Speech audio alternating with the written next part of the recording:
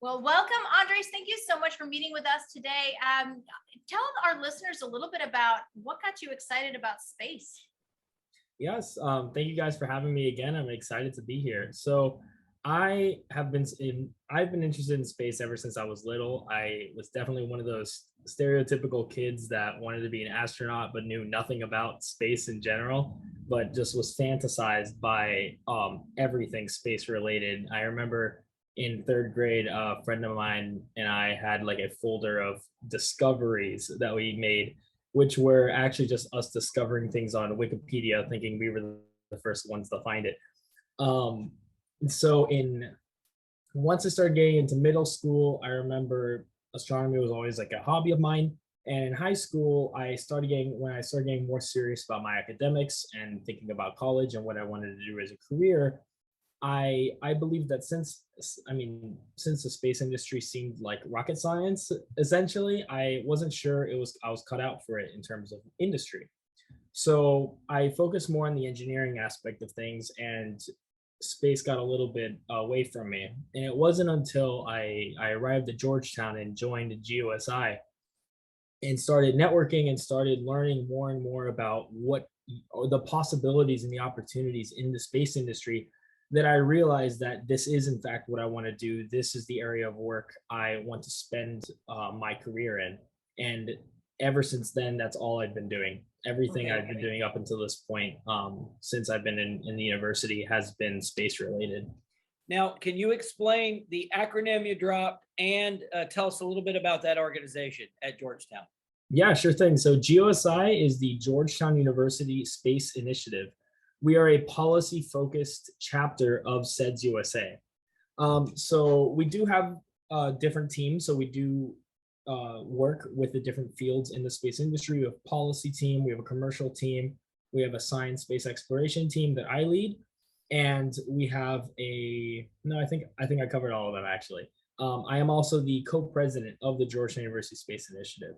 We are a completely student-run organization, and our goal is to one, create an environment where any student can come in to learn about space and the space industry, but we also are trying to shape the next generation of leaders in the space industry. So what we do is we work with our students to write articles and white papers about various issues and topics in both space policy and the space industry in general. And when we're not writing papers, we bring in speakers from different organizations and companies that come to speak with our members and teach them not only how they got there to where they are today, but also what they do at work and what they do for the industry. Well, I love that you're talking about policy. Kevin will tell you, like some of our students, we've actually, that's one of our areas of interest as well. And I was thinking back to when you said Georgetown, and I was thinking like most of the time people think that that's going to be, political science or something like that. What I love is that you've been able to take that area of interest or that passion and find aerospace within that. So even a school like Georgetown, you can do amazing aerospace work. Tell us a little bit about your decision when you were looking at colleges and how you came to be there. Was it because of the policy aspect or was it something else? Yeah, so I'll answer this in two parts. One about like why I chose Georgetown, and the other about there is kind of a hidden astronomy world at Georgetown that's been around for a very long time, actually. So about my decision at Georgetown, when it came to choosing schools in senior year of high school, I went to Georgetown Preparatory School up in Bethesda. So obviously I was very aware of Georgetown. We had a shared history. It's in DC where I live, and it had been on my radar the entire time. But I did want to go into engineering. So Georgetown was not a school that I expected to go to be perfectly honest. It is, as you said, a policy school. People go there for the School of Foreign Service and also the McDonough School of Business. There is the college and STEM programs, but that's not what it's nationally known for. That's not its kind of trademark. So when it came down to choosing schools, there was a bunch of places I got into and a bunch of places I didn't get into. And it came down between Georgetown and Rensselaer Polytechnic Institute in Troy, New York. And this was a difficult decision. I found out about my acceptance to Georgetown last. It was the last school I heard from. And up until that point, I knew I was going to go to Rensselaer. I was committed. The only thing that wasn't binding me was the fact that I hadn't submitted a deposit yet, just in case. So the issue was the fact that Rensselaer had engineering and everything that I wanted to do. Logically speaking, that's where I would have gone. But Georgetown had a lot of other factors that I couldn't ignore. First, it had a global network. And while your academics and your experiences are half of the battle, networking and meeting people in the industry and meeting people who do what you want to do is the other half. You need to have that networking aspect, and Georgetown's network being having a worldwide reach, I just could not ignore. On that note of networking, my inspiration for becoming an engineer was in 2016 when Boston Dynamics released their video spot for the first time on YouTube. When I saw that video, I remember thinking, like, this is what I want to do. Engineering is the route I want to go. And I knew I wanted to work specifically in robotics. So I knew the what, but I didn't know the why. I didn't know what I wanted to do robotics for and for whom. So when I was thinking about Boston Dynamics, I knew that they were formerly owned by a company called SoftBank, a Japanese investing firm. And they had Georgetown alum working there, and Georgetown had excellent study abroad opportunities. So next spring, from April to August, I will be studying abroad at Waseda University in Tokyo. And this is possible because of the international connections that Georgetown has provided me. Right. And let's pause for a minute. You mentioned Boston Robotics and the dog video. For the 6 people that don't know what you're talking about, that is the very cool video clips of their robots that run on 4 legs, that do all kinds of insane acrobatics. And of course, they have these very anthropomorphized robots that are bipedal and have arms and do gymnastics, which is always fantastic eye candy, right? The stuff they make. Is your eventual aim to be a roboticist and work for a company like Boston Dynamics if you could have your dream job? So my current goal is to work as a roboticist within the space industry. And that, after joining GOSI and getting involved in the space community, that's when I found the why. I knew I wanted to be a roboticist, and the answer of for whom, it was for space. And there are a lot of groups that interest me a lot. One of them is Nebula JPL. So Nebula JPL is a subset of the JPL NASA, and they are working with different robotics companies, including Boston Dynamics, to train them and modify them to prepare them for missions in space. So they have a version of Spot that's completely modified for Martian extraterrestrial excavation and exploration.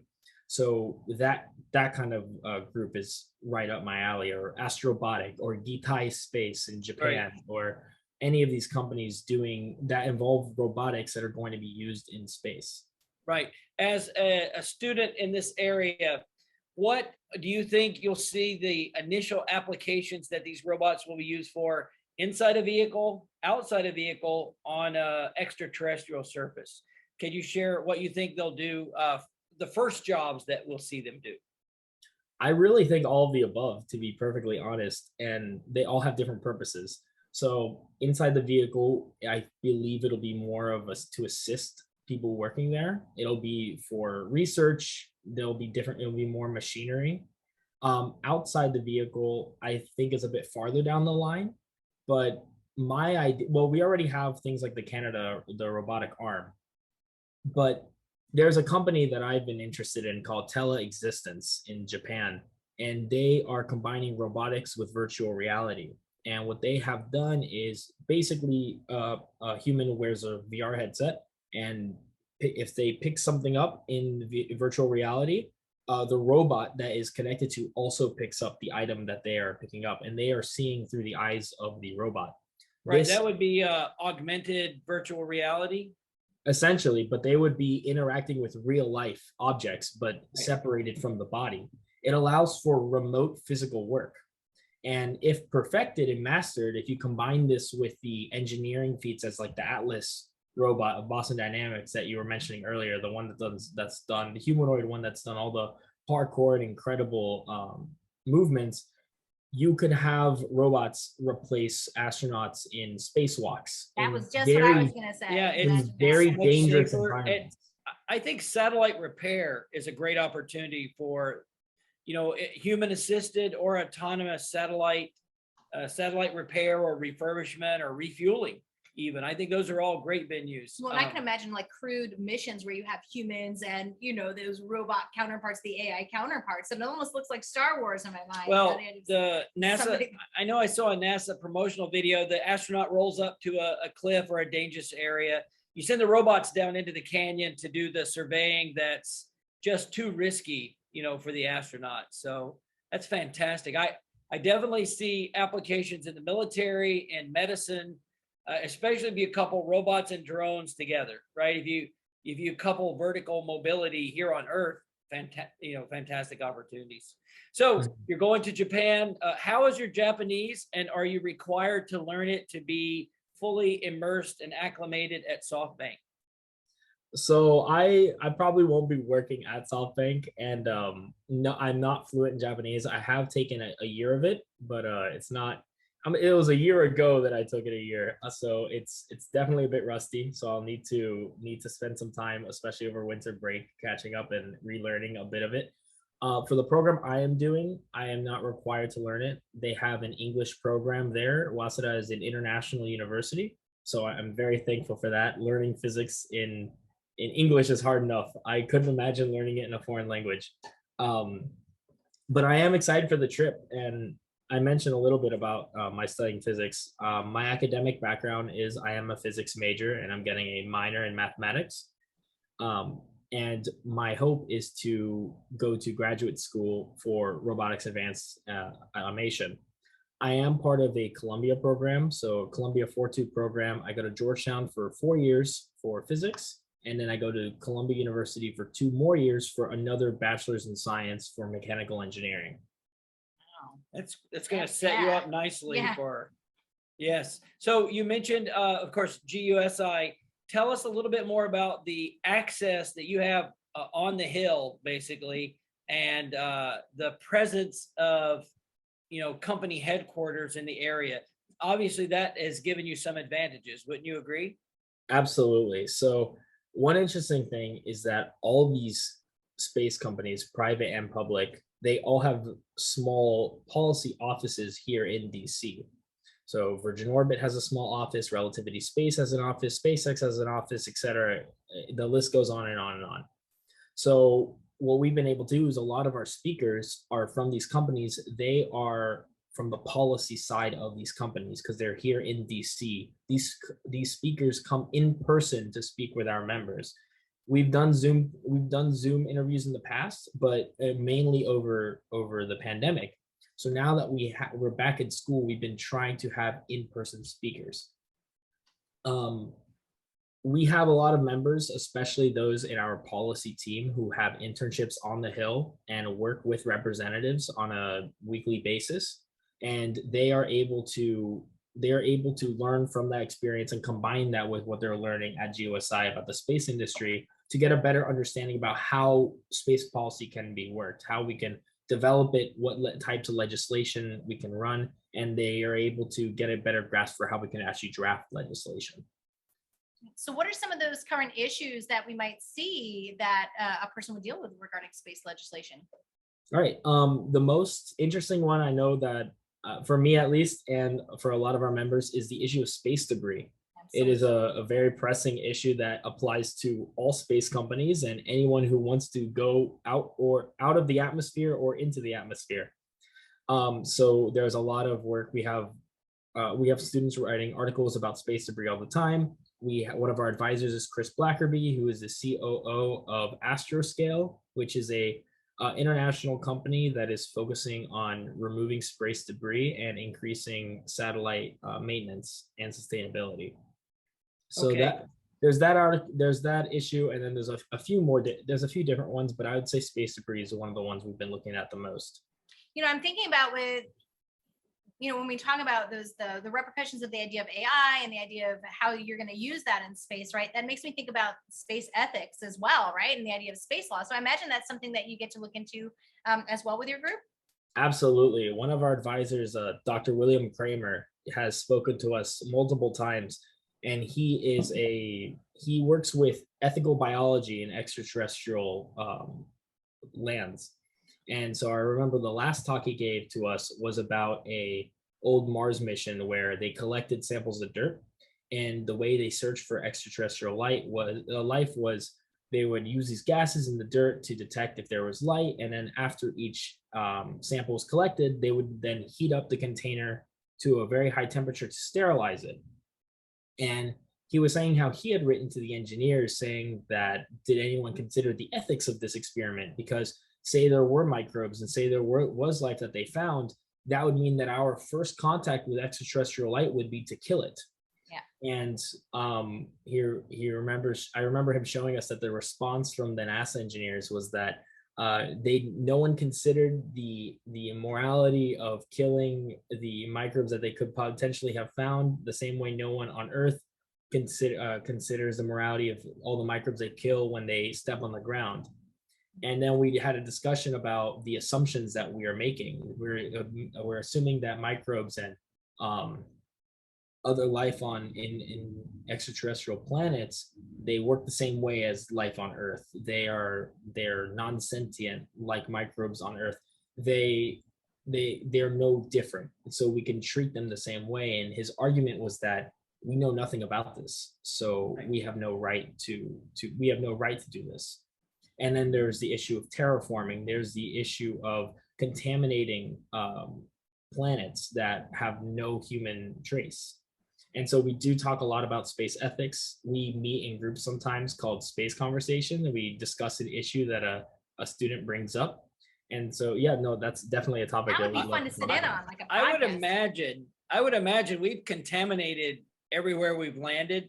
I think about the resilience of life on Earth, right? We have these extremophiles. Some can survive in arid or in a desiccated form, or even withstand radiation. We know the Israelis, after the fact, plowed a bunch of tardigrades into the moon. But I would imagine that if we weren't perfectly, 100% perfect in our decontamination of any spacecraft we sent to another body, there's a chance we could have already contaminated, Mars, maybe not Venus because of the temperature pH, but definitely Mars. I'm thinking Mars. And did we crash a satellite into Jupiter rather than let it fall into the moon that has the ice that we thought might contain life? I think we intentionally flew, maybe it was Cassini, into the Jupiter. I thought, to keep from contaminating another planet or another moon.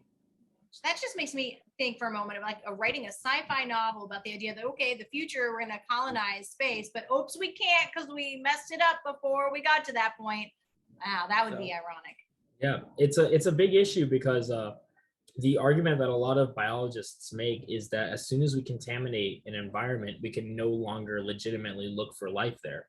Because if we detect life where we have no way of knowing if we're the ones that introduced it. Right. I know that I'm going to lean on some of my science fiction.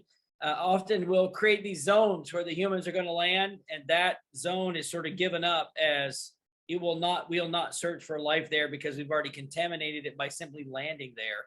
And there would be zones set aside that would be pristine that you would leave alone as well. So Interesting. Yeah. So you're at Georgetown. What do you see as the next big milestone in your career following your internship in Tokyo?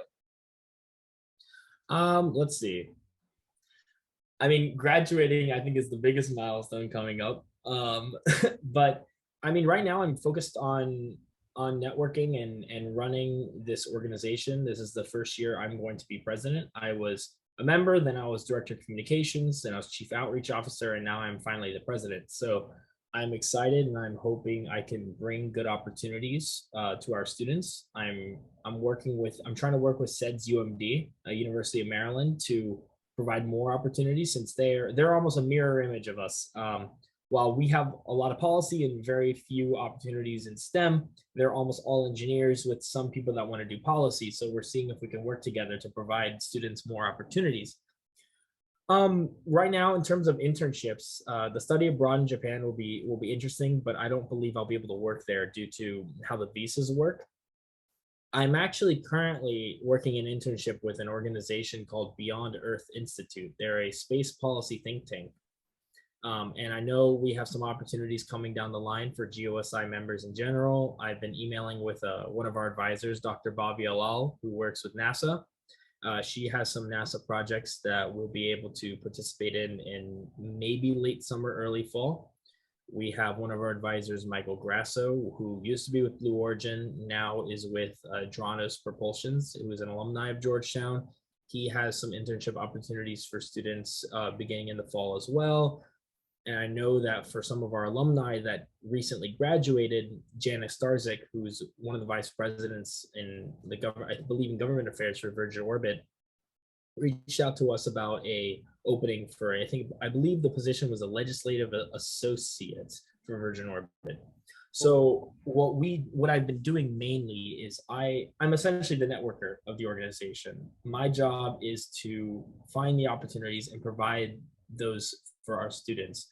And so I guess to answer your question about milestones, for me, obviously the next milestone is to graduate, since I'm nearing the end of my Georgetown term. But I'm focused right now on creating opportunities to help our students reach larger milestones, whether it's their first networking event, the first event they travel to, getting involved in their first space project, their first internship. Getting those opportunities and jumpstarting their careers is our goal right now. You know, when we met with Sarah earlier, she let us know that SEDS has a high school chapter, for example, and we were kind of chatting about that a little bit. And it makes me wonder about your chapter as well. Do you ever do any opportunities where high school or even younger can kind of listen in on those space conversations you were talking about? Or are there ways for younger students to kind of become members, or does it only for Georgetown? So I think it's a yes and no. First, we are relatively new. We were created in 2019, and then the pandemic hit. So we almost immediately went virtual. For our in-person meetings, it is Georgetown students only, just because of room and paperwork and that kind of thing, liability. It's Georgetown students only. However, a lot of the products that we produce, the information, the research, that's all available. On our website, if you go to the guspaceinitiative.com, or if you just look up in Google Georgetown University Space Initiative, we should be the first ones that come up. In our writings tab, you can find all of the articles and research papers and reports that our students have written. That information is all available for anyone to read. You can go on our LinkedIn and see any posts that we've done about our students. On our Instagram and on our YouTube channel, we have various interviews that we've had with different members of the industry, and also some panels that we've done. I think the best example is last year. There's two good examples. Last year, we had the Women's Leadership in Space panel that was a huge hit. It went viral before it occurred. So we had tons and tons of people attend that were outside the organization. It was a public panel. And then this past year, we had the pleasure of hosting a commercial space station panel with some heavy hitting panelists. We had Christine Kretz, who is the head of ISS. We had Chris Blackerby, who's COO of Astroscale. We had Jeffrey Mamber, who works with Voyager Space and NanoRacks. And Voyager Space is a company that's working to create a private space station after the retirement of the ISS. And also from Voyager Space, we had Clay Mowry.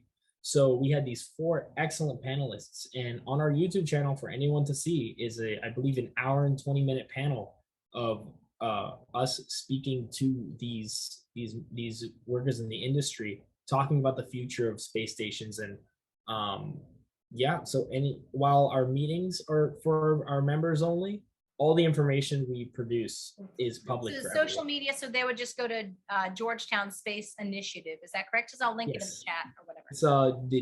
It's guspaceinitiative.org. Here, I could drop the link in spaceinitiative.org. Got it. Got it. Got it.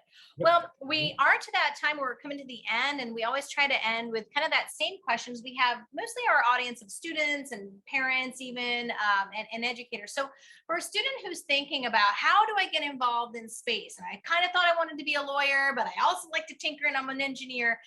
What advice do you have for those kinds of students?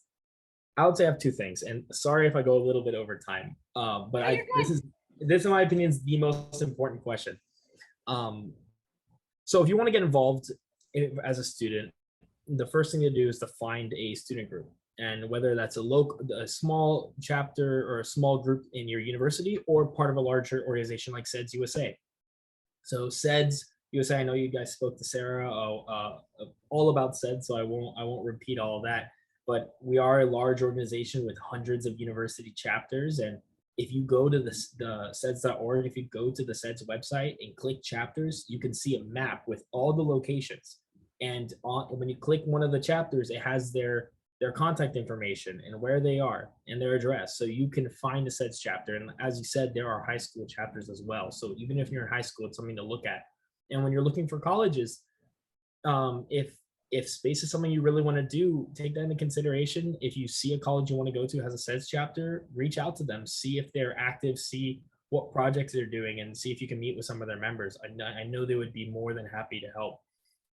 But I cannot emphasize enough that what a student needs to do is start networking. It is incredible. And I can tell a story about how I started. Obviously, I joined GUSI. That was when I first got introduced to the space industry, but things really took off when I attended the panel that we hosted, the Women Leadership in Space panel. We were talking about mentoring, and I believe his name was Matthew Gebert. I would have to check. It's been a few years, but he typed in the Zoom chat saying, hey, if anyone needs advice or mentoring or a push in the right direction, just message me on LinkedIn and I can see what I can do to help. So I remember contacting him afterwards, and we spoke for a little bit, and he shared with me a document, a long Google Doc of information that he had collected about in the space industry for the past, I believe, 5 years. And one section of it was organizations to join, and he ranked them by price. So I immediately joined all the free ones. And one of those was a Space Generation Advisory Council. I followed them on LinkedIn. I became a member. I started looking at their events, and then I applied and was accepted for the Space Generation Fusion Forum using the GUSI as my company. I was able to travel to Colorado Springs and to the Broadmoor Hotel and attend the 3 days of the Space Generation Fusion Forum and the first day of Space Symposium, which is like the biggest. Yeah, I've been there one time. I was like, and I'm not a space person, very pricey, overwhelmed by like just all the awesomeness. And being able to go to that as a student was incredible. I remember when I got there, that was my first networking event ever. I was in my like formal attire, major imposter syndrome. I met these incredible people. The people who picked me up from the airport were a group that knew each other because they went on a 3-month Mars analog mission, and they were all PhDs, and they were just my ride. And right off the bat, after landing in Denver, I was already meeting incredible people who I never thought I would ever be in a room with. And what you realize is these companies aren't as untouchable as you think. When you're a student, you see these companies that you want to work with, but you have no idea how to reach them. And you think you would need some sort of incredible luck for you to be able to even meet someone from those companies. In reality, the people who work there are just people. They're people who are interested in the same things you're interested in. And if you want to work with them, and you need to meet people from those companies, and they're going to be at these events. And organizations like the Space Generation Advisory Council, SSPI, AIAA, NSS, they are going to take people who already are working the roles you want to work in and already living the life that you're aspiring to live. They'll put them in the same room as you, and the rest is up to you. They've presented you the opportunity, and it's your job to network and to to seal the deal and make those connections.